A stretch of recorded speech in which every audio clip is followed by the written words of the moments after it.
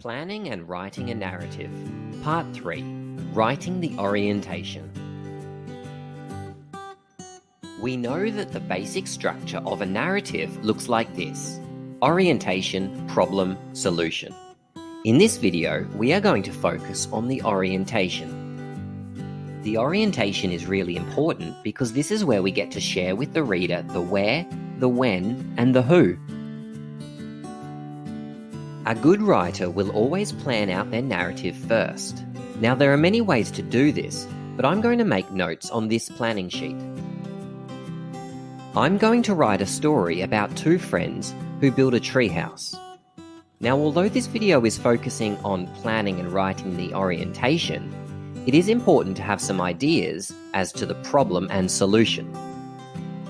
I think an exciting problem for this story could be a big storm coming through, trapping the friends in their treehouse. I've thought of a few options for the solution. They could bunker down in their treehouse and wait for the storm to pass, or they could manage to climb down the tree and make it safely back in their house. I'll write them both down so I don't forget them when I'm up to writing the solution. Now back to the orientation.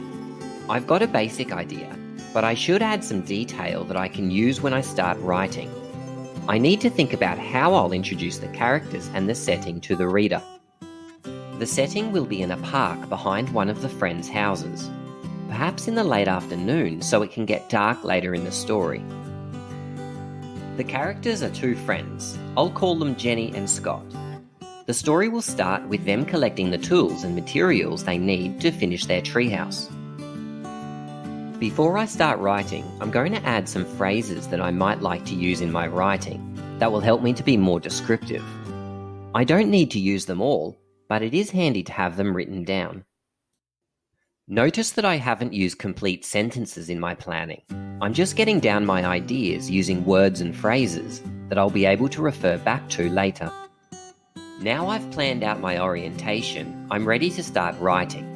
I'm going to keep the planning sheet next to me as I write because it's important that I use it to help me.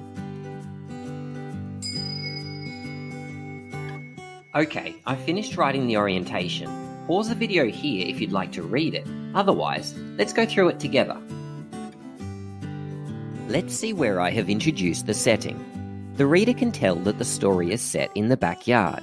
There is a tall oak tree, and in the tree is a treehouse. I also let the reader know that the treehouse is high up in the air. I think this makes it more exciting, and it could come in handy later in the story. I've also shown the reader that the story is taking place in the evening. Here I have introduced the characters. These are just their names, but I have also given the reader a few more details about the two characters. I use direct speech to show that Jenny is competitive, and that Scott is perhaps a bit anxious to get the treehouse finished. I used descriptive verbs like spilled and gazed to help build a vivid image in the reader's mind about the action that was happening. I used the noun groups evening sky and tall oak tree to help the reader really see the setting. Can you see some pronouns I used to help make my writing cohesive? Here are just a few. And here is a time connective.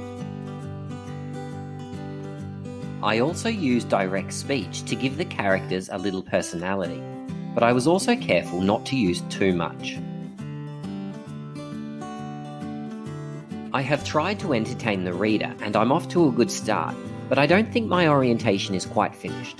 I might add a few more interesting and exciting events that help the reader get to know my characters.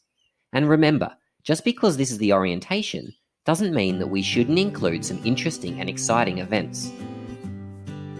In the next video, we will be looking at how to plan and write the problem of a narrative. EasyTeaching.net